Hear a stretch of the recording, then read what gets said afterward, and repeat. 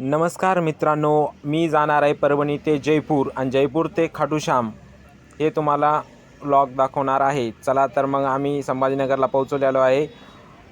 हमसफर ट्रॅव्हल्समध्ये आता बसायला जाणार आहेत। तरी बघा हमसफर ट्रॅव्हल्स आतमधून खूपच छान आहे। चला तर सगळेजण बसलेलो आहेत आम्ही गाडीमध्ये वरी सीटवर। आमची परभणीपासून जयपूरची ट्रिप खूपच छान आहे। तिथे फॉरेनर पण भेटले होते रशियाचे।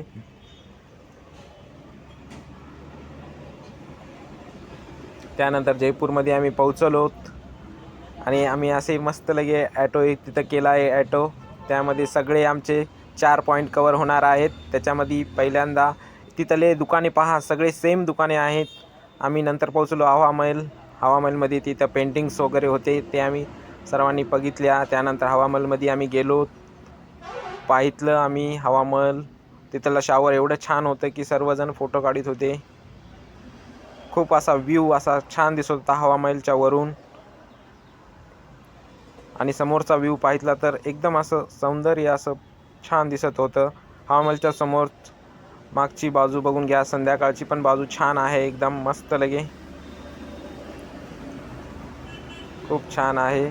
हे जलमहल आहे, जे की पाण्यामध्ये अवतरलेला महल आहे।